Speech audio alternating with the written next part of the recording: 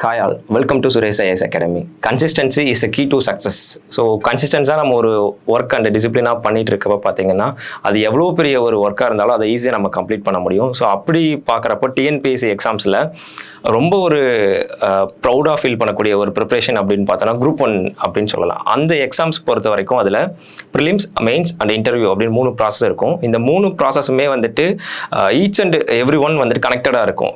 எதுலையுமே வந்துட்டு நம்ம வந்து ஒரு லோ லெவல் ஆஃப் கிரேட் வந்து எடுத்தானா கூட நமக்கான போஸ்டிங் அப்படிங்கிறது வந்துட்டு கொஞ்சம் தள்ளி போகிறதுக்கான வாய்ப்புகள் இருக்குது. ஸோ அப்படி இருக்க ஒரு எக்ஸாமை நம்ம எப்படி ப்ரிப்பரேஷனை கொண்டு போகணும் அப்படின்னு பார்த்தீங்கன்னா வெரி டிசிப்ளினரி மேனரில் ப்ராப்பர் ஸ்ட்ரக்சர்டாக நம்ம கொண்டு போகணும் அப்படின்னா நம்மளால் ஃபர்ஸ்ட் அட்டம்ப்ட்லேயே அந்த குரூப் 1 அப்படிங்கிற ஒரு சர்வீஸை நம்மளால் ஈஸியாக அச்சீவ் பண்ண முடியும். இந்த ஒரு கோர்ஸ்க்காக பார்த்தீங்கன்னா நம்மளுடைய சுரேஷ் ஐஎஸ் அகாடமிலேருந்து சூப்பர் பேட்ச் அப்படிங்கிற ஒரு கான்செப்ட் வந்து ஸ்டார்ட் பண்ணியிருக்காங்க. சூப்பர் பேட்ச் அப்படிங்கிற ஒரு கான்செப்ட். சூப்பர் பேட்ச் அப்படிங்கிறது பார்த்தீங்க அப்படின்னா உங்களை ஏர்லி மார்னிங்ல இருந்து உங்களை கன்சிஸ்டன்ஸாக வச்சுக்கிறதுக்காக ஒரு ஸ்ட்ரிக்டான ஒரு இன்டென்சிவ் ப்ரோக்ராம் அப்படின்னு சொல்லலாம். ஸோ இது பார்த்தீங்க அப்படின்னா இதுக்கான இன்ட்ரடக்ஷன் கிளாஸ் பார்த்தீங்க அப்படின்னா அப்கமிங் May 2 வந்து நடக்குது. எங்கே அப்படின்னு பார்த்தீங்கன்னா சென்னை அண்ட் தூத்துக்குடியில் வந்து உங்களுக்கான கிளாஸஸ் வந்து demo classes and introduction classes நடக்குது. ஸோ மார்னிங் 10 AM நடக்குது. ஸோ இப்போ நம்ம இந்த கோர்ஸ் ஃபுல்லாக என்ன அப்படிங்கிறத நம்ம பார்த்துக்கலாம். ஓகேங்களா? ஸோ ஃபஸ்ட்டு வந்து சூப்பர் பேட்ச் அப்படின்னா எதுக்கு அப்படின்னு பார்த்தீங்கன்னா குரூப் 1 ப்ரிலிம்ஸ் கம் மெயின்ஸ் இந்த ரெண்டுமே வந்துட்டு கம்பைன் பண்ணி நம்ம படிக்கிறப்ப தான் பார்த்தீங்கன்னா நம்மளால் அந்த குரூப் 1 அப்படிங்கிற சர்வீஸை ஈஸியாக ஃபஸ்ட் அட்டம்ப்டில் நம்ம வாங்க முடியும். ஸோ இந்த கோர்ஸில் ஸ்பெஷல் ஃபியூச்சர்ஸ் அப்படின்னு பார்க்குறப்போ எக்ஸ்க்ளூசிவ் ஹை பர்ஃபார்மன்ஸ் பேட்ச். இந்த பேட்சை பொறுத்த வரைக்கும் ஒன்லி குவாலிஃபைடு ஸ்டூடெண்ட்ஸ் மட்டும் தான் இருப்பாங்க. உங்களுடைய காம்படிட்டர் அப்படிங்கிற பார்த்தீங்கன்னா உங்களுக்கு ஈக்குவலண்ட்டான எஃபிஷியன்ட்டான குவாலிஃபைடு கேண்டிடேட்டாக இருப்பாங்க.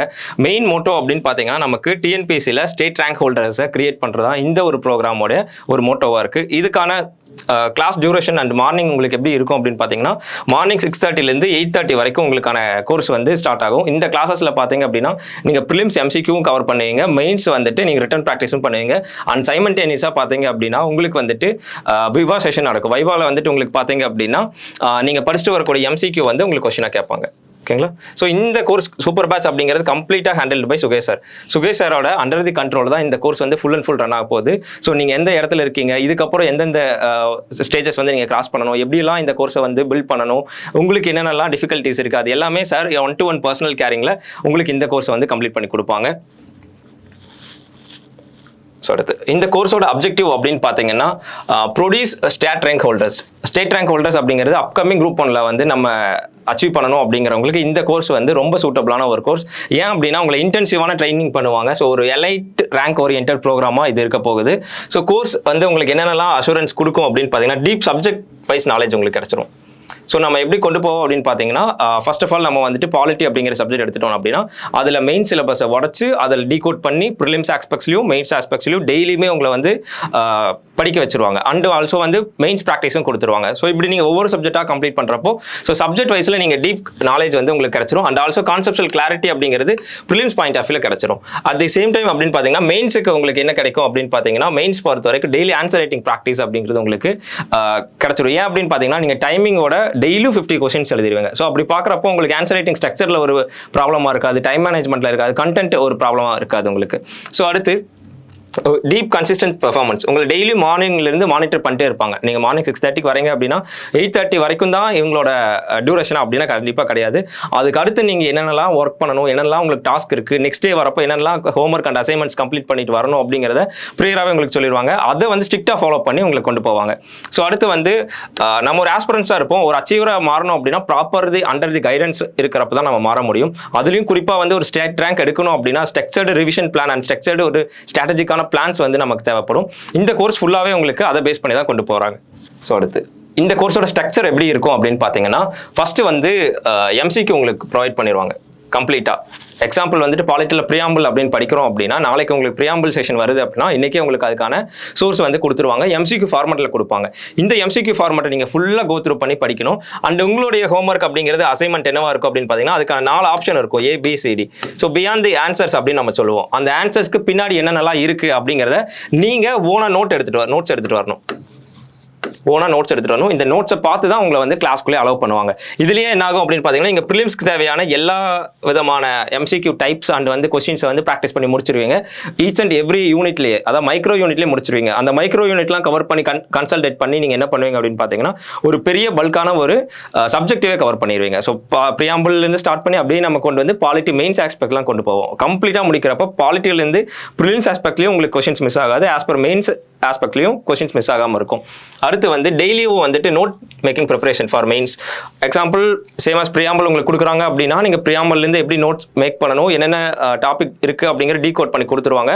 அந்த டாப்பிக்கை நீங்கள் மெயின்ஸ் ஓரியன்டாக நோட்ஸ் எடுத்துகிட்டு வந்தால் மட்டும்தான் உங்கள் உள்ள அலோவ் பண்ணி மெயின்ஸ் டெஸ்ட் எழுத வைப்பாங்க. ஸோ இப்படி ஒரு ஸ்ட்ரக்சர்டாக டிசிப்ளின் மேனரில் உங்களை ஃபோக்கஸ் பண்ணி கேர் பண்ணுறப்போ உங்களை அறியாமே ஆட்டோமேட்டிக்காக இந்த ஒரு கோர்ஸ்குள்ளே வந்து நீங்கள் வந்துடுவீங்க. வந்ததுக்கப்புறம் ஆட்டோமேட்டிக்காக ஸ்டேட் ரேங்க் அப்படிங்கிறது உங்களுக்கு ஈஸியாக கிடச்சிரும்.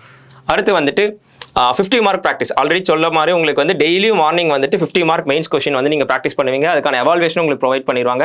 அண்ட் எவால்வேஷனை கன்சிஸ்டன்ஸாக மானிட்டர் பண்ணிட்டு இருப்பாங்க. நீங்கள் டே 1லேருந்து டே 25 வரைக்கும் எப்படிலாம் இருக்கீங்க அப்படிங்கிற உங்களுக்கே அது விசிபிளான ரிசல்ட் தெரிய வரும். ஸோ அடுத்து வந்து சப்ஜெக்ட் ஹேண்டிலிங் அப்படின்னு பார்க்குறப்ப நம்மளுடைய எக்ஸ்பர்ட் ஃபேக்கல்ட்டிஸ் தான் கொடுப்பாங்க. Example Sukesh sir, Kanimuran sir, Ramachandran sir and Jaba sir, இந்த மாதிரி இருக்கக்கூடிய எக்ஸ்பர்ட் தான் வந்துட்டு உங்களுக்கு கிளாஸஸ் ஹேண்டில் பண்ணுவாங்க, கரெக்ஷன்ஸ் ப்ரொவைட் பண்ணுவாங்க, எப்படியெல்லாம் படிக்கணும் அப்படிங்கிறத இண்டிவிஜுவலாக கைட் பண்ணுவாங்க ஃபுல்லாகவே. அடுத்து டெய்லியும் MCQ வைவா இருக்கும் உங்களுக்கு. அந்த MCQ சொன்னதுக்கு அப்புறம் தான் நீங்கள் வந்துட்டு கிளாஸ்க்குள்ளே பர்மிட் பண்ணுவாங்க. இது ஒரு ஃபர்ஸ்ட் செக்கு. அடுத்து வந்துட்டு நீங்கள் நோட் மேக்கிங் பண்ணணும். அடுத்து வந்துட்டு மெயின்ஸ் நோட்ஸ் நீங்கள் கொண்டு வரணும். அதுக்கடுத்து தான் உங்களை டெஸ்ட்டை கலெக்ட் பண்ணுவாங்க. ஸோ இத்தனை செக் வந்து உங்களுக்கு இருக்குது. இது எல்லாமே வந்துட்டு எதுக்கு அப்படின்னு பார்த்தீங்கன்னா, உங்கள் ஸ்ட்ரிக் பண்ணி அந்த ஸ்டேட் ரேங்க் ஹோல்டராக கிரியேட் பண்ணணும் அப்படிங்கிற ஒரே ஒரு மோட்டோவில் தான். இந்த கோர்ஸுக்கு ரொம்ப டிசிப்ளினான ஸ்டூடெண்ட்ஸ் தான் நம்ம எதிர்பார்க்குறோம். ஸோ அந்த மாதிரி நிறைய பேர் வந்துட்டு படிச்சுட்டு இருப்பாங்க. அவங்களுக்கு ஒரு ப்ராப்பரான ஸ்ட்ராட்டஜிக் பிளான் இல்லாமல் இருக்கிறதுனால அவங்க கொஞ்சம் வைடராக திங்க் பண்ணி ஒரு மாதிரி ஆசோலேஷனில் இருப்பாங்க. அந்த மாதிரி ஸ்டூடெண்ட்ஸ்க்கு இந்த கோர்ஸ் வந்து ரொம்ப சூட்டபுளாக இருக்கும்.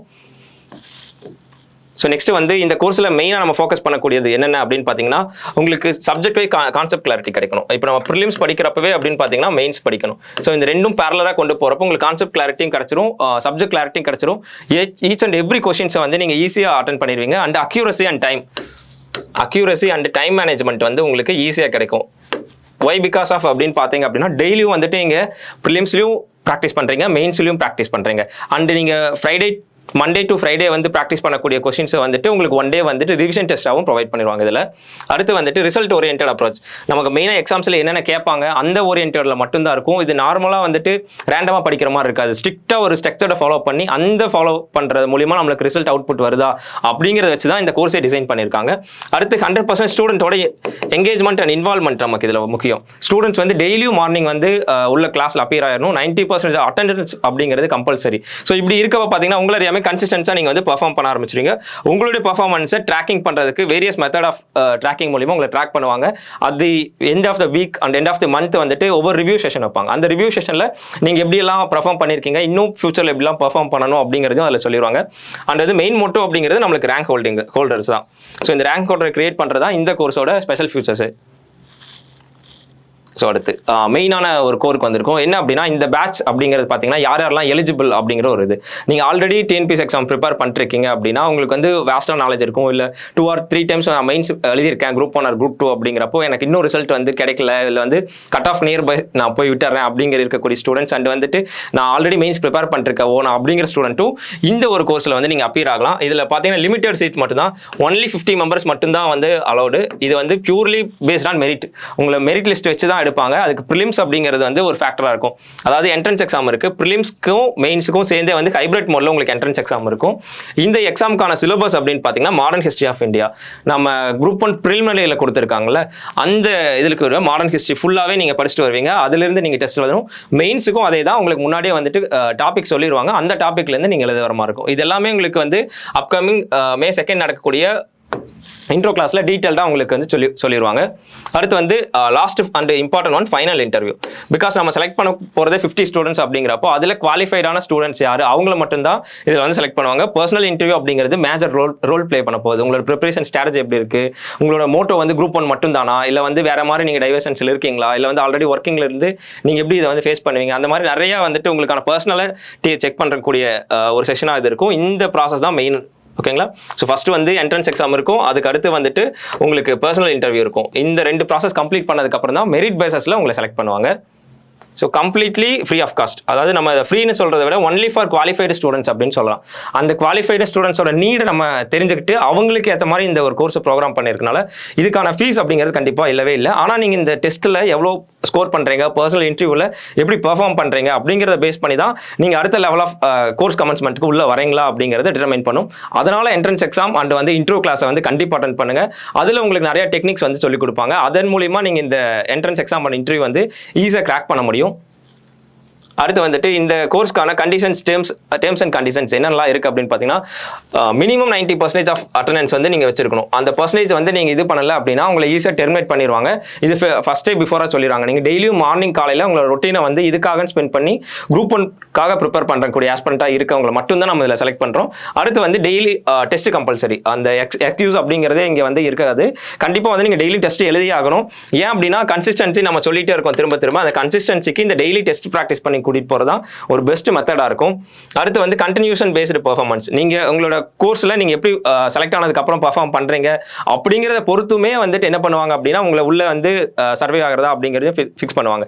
நீங்க உள்ள வந்ததுக்கு அப்புறம் மோர் இன்ட்ரெஸ்ட் அண்ட் இன்வால்வ்மெண்டோட இருக்கணும். ஒவ்வொரு டே டு டே சொல்லக்கூடிய ஆக்டிவிட்டீஸ் நீங்க கம்ப்ளீட் பண்ணிட்டு வரதான் எல்லாருக்கும் வந்துட்டு அந்த ஒரு வைப் வந்து உள்ள கரெக்டா இருக்கும், பாசிட்டிவ்னஸ் கிடைக்கும். ஸோ அப்படி ஒரு டீமா நம்ம பெர்ஃபார்ம் பண்றப்ப பாத்தீங்கன்னா ஈஸியா டிஎன்பிஎஸ்சியில் ஸ்டேட் ரேங்க் அப்படிங்கிறது ஈஸியா நம்ம அச்சீவ் பண்ண முடியும்.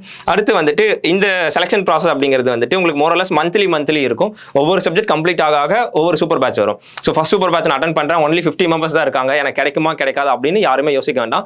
ஸோ எவ்ரி மந்த் வந்து இந்த ஒரு பிளானை வந்துட்டு உங்களுக்காக எக்ஸிக்யூட் பண்ணுவாங்க. இந்த சூப்பர் பேட்ச்க்கு நீங்க ப்ரிப்பேர் ஆகுறீங்க அப்படின்னா இதுல ஒரு 50 மெம்பர்ஸ்ல நீங்க செலக்ட் ஆயிட்டீங்க. அடுத்து இருக்கக்கூடிய 50 மெம்பர்ஸ் செலக்ட் ஆகல அப்படின்னா டோன்ட் லூஸ் யுவர் ஹோப். நீங்க வந்து அடுத்தடுத்த சூப்பர் பேட்ச் வரப்போ நீங்க என்ன பண்ணலாம் அப்படின்னா ஈஸியா உள்ள செலக்ட் ஆயிடலாம். ஸோ அதுக்கான ப்ரிப்பரேஷனை நீங்க ப்ராப்பரா போட்டுட்டே இருக்கணும். ஸோ அடுத்து மெயினாக இந்த இம்ப்ளிமெண்டேஷன் டைம்லைன் என்னென்னலாம் இருக்குது அப்படிங்கிறது மெயினாக பார்த்துக்குங்க. ஸோ இன்ட்ரடக்ஷன் கிளாஸ் May 2 ஓகேங்களா. May 2 only and Chennai and Thoothukudi. Chennai and தூத்துக்குடியில் மட்டும்தான் இந்த கோர்ஸ் இப்போதைக்கு வந்து லான்ச் பண்ணுறோம் பைலட் ப்ராஜெக்டாக. ஆஃப்டர் தட் வந்துட்டு நம்ம எல்லா பிரான்ச்சுக்கும் வந்து இதை எக்ஸ்டெண்ட் பண்ணிடுவோம். சென்னை அண்ட் தூத்துக்குடியில் இருக்கவங்க மட்டும் ஆஃப்லைனில் மட்டும்தான், ஆன்லைனில் கிடையாது கண்டிப்பாக. அடுத்து வந்து ரிஜிஸ்ட்ரேஷன் க்ளோசிங் டேட் எப்போ அப்படின்னு பார்த்தீங்கன்னா 34 இந்த மந்த் 30யோட வந்து ரெஜிஸ்ட்ரேஷன் க்ளோஸ் ஆயிரும். அந்த ரெஜிஸ்ட்ரேஷனுக்கான ஃபார்ம் வந்து இந்த வீடியோட டிஸ்கிரிப்ஷனில் இருக்கும். அதை நீங்கள் வந்து அக்சஸ் பண்ணி உங்களுக்கான டேட்டாஸ் எல்லாமே கொடுத்துட்டு ரெஜிஸ்டர் பண்ணிக்கலாம். ஸோ அடுத்து வந்துட்டு என்ட்ரன்ஸ் எக்ஸாம் எப்போ அப்படின்னு பார்த்தீங்கன்னா May 7 என்ட்ரன்ஸ் எக்ஸாம் இருக்கும். அதை நீங்கள் கம்ப்ளீட் பண்ணன உடனே உங்களுக்கான ரிசல்ட் அண்ட் இன்டர்வியூ எல்லாமே ப்ராசஸ் பார்த்தீங்கன்னா 8 to 10 வந்து கம்ப்ளீட் பண்ணிடுவாங்க. அடுத்து வந்து ப்ரோக்ராம் வந்து May 11 வந்துட்டு உங்களுக்காக ஸ்டார்ட் ஆயிரும். ஸோ அகைன் இன்ஃபார்ம் பண்ணுறோம். ஃபர்ஸ்ட் ரிஜிஸ்டர் பண்ணுங்க. அடுத்து வந்து என்ட்ரன்ஸ் எக்ஸாம் நீங்கள் எழுதணும். என்ட்ரன்ஸ் எக்ஸாம்லேருந்து இன்டர்வியூ மெயின் ப்ளே பண்ண போகுது. என்ட்ரன்ஸ் எக்ஸாம் நீங்கள் எடுக்கக்கூடிய மார்க் அண்ட் வந்துட்டு இன்டர்வியூவில் நீங்கள் எப்படி பர்ஃபார்ம் பண்ணுறீங்க அதோட மார்க், இந்த ரெண்டையுமே ப்ளஸ் பண்ணி உங்களுக்கான மெரிட் லிஸ்ட் பேஸ் பண்ணி தான் செலெக்ஷன் ப்ராசஸ் இருக்கும். ஒன்லி 50 மெம்பர்ஸ் தான் எடுப்பாங்க ஓகேங்களா. Only 50 members. அதுக்காக எஃபோர்ட்டை வந்து நீங்கள் கொடுக்க ஆரம்பிச்சிடலாம். அடுத்து பார்த்தீங்க அப்படின்னா இந்த என்ட்ரன்ஸ் எக்ஸாமுக்கான புக் அப்படின்னு பார்த்தீங்கன்னா நம்மளோட அகாடமியோட வெப்சைட்டில் இந்தியன் நேஷனல் மூவ்மெண்ட் அப்படின்னு சொல்லிட்டு ஒரு புக்கு வந்து போட்டிருப்பாங்க. அந்த புக்கில் இருந்து நீங்கள் வந்து படித்து இந்த ஒரு எக்ஸாமை வந்து ஈஸியாக கிராக் பண்ணலாம். ஸோ நம்ம அகாடமிலேருந்து குரூப் 1 அண்ட் மெயின்ஸ்க்காக பார்த்தீங்கன்னா சூப்பர் பேட்ச் அப்படின்னு லான்ச் பண்ணியிருக்காங்க. அப்கமிங் May 2 பார்த்தீங்கன்னா அதுக்கான இன்ட்ரடக்ஷன் கிளாஸ் வந்து ஸ்டார்ட் பண்ணியிருக்காங்க.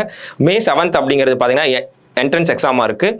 அண்டு 8 to 10 பார்த்தீங்கன்னா உங்களுக்கான இன்டர்வியூ ஷெட்யூல் பண்ணுவாங்க. அடுத்து May 11 அப்படிங்கிறது பார்த்தீங்க அப்படின்னா உங்களுக்கான கிளாஸ் வந்து ஸ்டார்ட் ஆயிரும். இது only for group 1 prelims mains இந்த மாதிரி ரொம்ப எக்ஸ்ட்ரீம் லெவலாக இருக்கக்கூடிய கேண்டிடேட்ஸ் அண்ட் வந்து டிசிப்ளினாக இருக்கக்கூடிய கேண்டிடேட்ஸ்க்கு மட்டும்தான் இந்த ஒரு கோர்ஸ் அவைலபிளாக இருக்குது. Completely free of cost. இந்த ஒரு கோர்ஸை கம்ப்ளீட்டாக வந்து நீங்கள் படிச்சுட்டு வந்து நல்ல விதமாக எக்ஸாம்ஸ் எழுதி யூட்டிலைஸ் பண்ணிக்கோங்க. என்ட்ரன்ஸ் எக்ஸாமுக்கான கொஸ்டின்ஸ் வந்து ஆஸ் பர் குரூப் 1 ஸ்டாண்டர்ட்லேயே இருக்கும். ஃபுல் சிலபஸ் தான் குரூப் 1 ப்ரிலிம்ஸோடது. So make use of it. Thank you. Suresh IAS academy வெற்றியின் முகவரி.